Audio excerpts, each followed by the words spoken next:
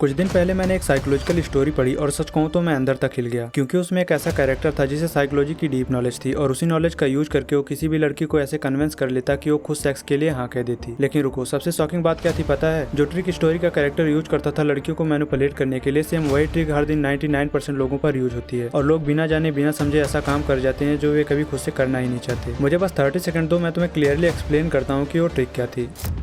एक बार एक लड़का और लड़की रिलेशनशिप में होते हैं। लड़का अपनी गर्लफ्रेंड से सेक्स की डिमांड करता है, लेकिन लड़की क्लियरली मना कर देती है। तब उसी मोमेंट पे लड़का सिर्फ एक लाइन बोलता है कि तुम मुझसे प्यार ही नहीं करती। लड़की पहले इग्नोर कर देती है, लेकिन जब लड़का बार बार यही लाइन बोलता है तो एक वक्त ऐसा आता है जब लड़की सिर्फ अपने प्यार को प्रूव करने के लिए उसे हाँ बोल देती है और लड़के को वो मिल जाता है जो वो शुरू से चाहता था। ध्यान से देखो तो यहाँ लड़के ने एक डेंजरस साइकोलॉजिकल ट्रिक का यूज किया जिसका नाम है गिल्ट ट्रिपिंग, और इसी गिल्ट के प्रेशर में आके लड़की उसके साथ सो गई। लेकिन रुको, यहाँ एक ट्विस्ट और है। जब मैंने ये वाली स्टोरी पढ़ी तो मैं और भी ज्यादा क्यूरियस हो गया। मैंने सोचा क्यों ना साइकोलॉजी के बारे में और भी ज्यादा जानकारी इकट्ठा की जाए, और जब मैंने डीपली रिसर्च किया तो मुझे ऐसी कई सारी डार्क साइकोलॉजिकल ट्रिक मिली जिसका यूज करके इंसान लिटरली किसी को भी कंट्रोल कर सकता है। सो आगे की वीडियो में हम इन्हीं में से 5 ऐसी डार्क साइकोलॉजिकल ट्रिक की बात करेंगे जिन्हें जानकर तुम किसी को भी अपने हिसाब से कंट्रोल कर सकते हो। तो वीडियो को ध्यान से देखना, क्योंकि अब तुम ऐसे लोगों में आ जाओगे जो होते तो 1% है लेकिन 99% लोगों को कंट्रोल करते हैं।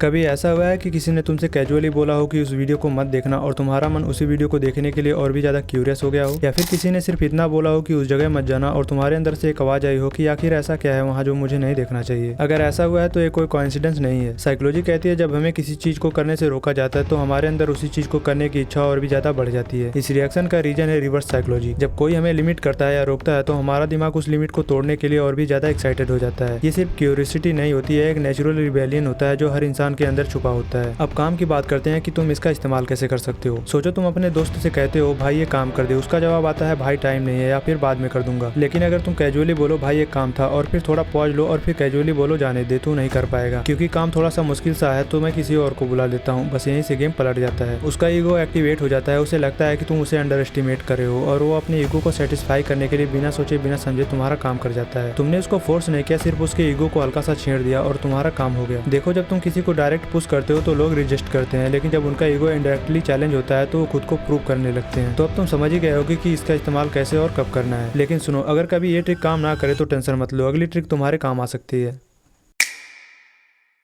अगर तुम्हें लगता है कि लोग हर एक डिसीजन अपनी मर्जी से लेते हैं तो शायद तुम गलत हो, क्योंकि लोग वही चूज करते हैं जो उनके सामने रखा जाता है और असली कंट्रोल उसके पास होता है जो ऑप्शन देता है, क्योंकि वही डिसाइड करता है कि तुम्हारे पास चुनने के लिए क्या होगा। तो अब सुनो, इस ट्रिक का इस्तेमाल तुम अपने फायदे के लिए कैसे कर सकते हो। सोचो तुम्हें मार्केट से कुछ सामान लाना है और तुम चाहते हो कि तुम्हारा दोस्त भी तुम्हारे साथ चले ताकि काम जल्दी निपट जाए। अब अगर तुम सीधा बोल दो भाई बाहर चलें क्या, तो हो सकता है कि वो सीधा मना कर दे या फिर ये बोले कि नहीं यार मूड नहीं है। लेकिन अगर तुम उसके लालच को ट्रिगर करते हुए थोड़ा स्मार्टली बोलो भाई मार्केट चले क्या, बर्गर या पिज्जा खाने, बस इतना सुनते ही उसके दिमाग में चॉइसेस का एंगल शिफ्ट हो जाता है। अब उसके पास 2 ऑप्शन होते हैं, बर्गर या पिज्जा, लेकिन दोनों ऑप्शंस का रिजल्ट ये होता है कि वो तुम्हारे साथ मार्केट जा रहा है। उसे लगता है कि ये डिसीजन उसने लिया, पर असल में कंट्रोल तुम्हारे हाथ में था। यही होता है मास्टर ऑफ चॉइस बनना। लेकिन रुको, क्या तुम्हें पता है ये ट्रिक ब्रांड मार्केटर और पॉलिटिशियंस हर दिन यूज करते हैं तुम्हारी जेब से पैसा लेने के लिए या फिर तुमसे वोट लेने के लिए। सो मैं तुम्हें बताता हूँ कि इनसे बचना कैसे है। तुमने ये वाला ऑफर तो सुना ही होगा, buy 1 get 1 free, buy 2 get 50% off. तुम्हें लगता है कि तुम्हारा फायदा हो गया, पर असल में तुम उनके जाल में फंस जाते हो, क्योंकि उनका एम सिंपल होता है कि तुम चाहे जो भी चूज करो, बस उनका प्रोडक्ट खरीद लो। तुम्हें लगता है कि डिसीजन तुम्हारा है, पर सच ये है कि तुम उनके फ्री ऑफर के लालच में वो चीज खरीद लेते हो जो शायद तुम्हें चाहिए भी नहीं थी। साइकोलॉजी कहती है कि लोगों को फुल फ्रीडम नहीं चाहिए, उन्हें बस यह फील होना चाहिए कि डिसीजन उन्होंने लिया। इसलिए जब भी तुम्हें किसी से हाँ चाहिए हो तो उसके सामने 2 ऐसे ऑप्शन रखना जिसका रिजल्ट तुम्हारे फेवर में हो। वो चाहे जिसको भी चूज करेंगे जीत तुम्हारी होगी। So control the frame and rule the game.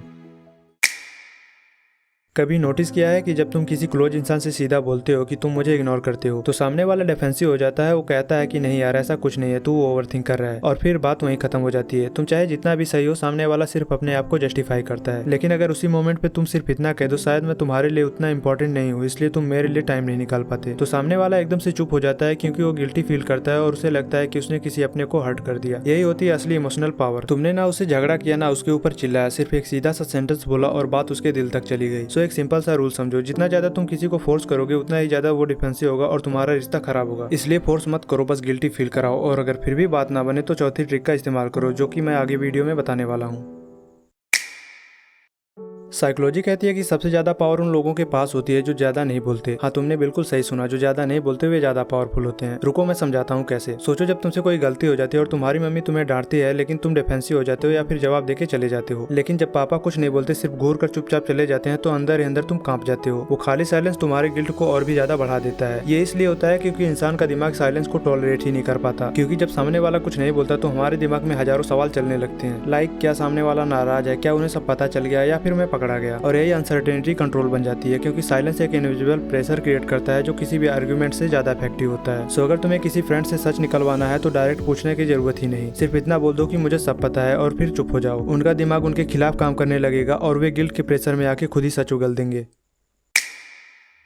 ये वाली ट्रिक तुम्हें सिखाएगी कि कैसे किसी के इमोशंस को अपने फायदे के लिए इस्तेमाल किया जा सकता है। Let me explain. साइकोलॉजी कहती है जब आप किसी के इमोशंस को कंट्रोल कर लेते हो तो आप उसके डिसीजन को भी कंट्रोल करने लगते हो, और यही होता है इमोशनल हाईजैक। क्योंकि ये बात साइंटिफिक प्रूवन है कि जब कोई इंसान किसी इंटेंस इमोशनल स्टेट में होता है तो उसका डिसीजन मेकिंग सिस्टम टेम्परेली बंद हो जाता है। उस वक्त वह लॉजिक से नहीं सोचता, सिर्फ इमोशन से रिएक्ट करता है। फॉर एग्जाम्पल, सोचो आप कॉलेज में हो और आपकी किसी क्लासमेट से जोरदार बहस हो जाती है और गुस्से में आके वो आपको गाली दे देता है। अब उसी मोमेंट पे कोई आके आपसे ये बोले कि भाई अगर तेरी जगह मैं होता तो उसके हाथ पैर तोड़ देता। अब इस इमोशनल हीट में आपका दिमाग भी हिल जाता है, आप कंट्रोल खो देते हो और फाइट कर बैठते हो। ये सिर्फ आपका गुस्सा नहीं था, ये था एक इमोशनल हाईजैक, जहां आपके इमोशंस ने आपके दिमाग को कंट्रोल से बाहर कर दिया। शायद तुमने नोटिस भी किया होगा, जब कोई पॉलिटिशियन स्पीच देता है तो वो कभी फैक्ट या नंबर पे बात नहीं करता, वो सिर्फ आपके इमोशंस को जगाता है। वो कहता है कि आपका धर्म खतरे में है, गुस्सा आना चाहिए आपको, जिससे आपका इमोशनल बटन प्रेस होता है और जैसे ही आप इमोशनली कनेक्ट हो जाते हो आपका लॉजिकल ब्रेन काम करना बंद कर देता है। बस वही मोमेंट होता है जब आपका दिमाग घूमता है और आप उसे वोट दे आते हो। इसलिए अगर आप किसी के दिमाग से जीतना चाहते हो तो पहले उसके इमोशंस को जीतिए, क्योंकि लोग याद नहीं रखते कि आपने क्या बोला था, वो सिर्फ यह याद रखते हैं कि आपने उन्हें कैसा फील करवाया था।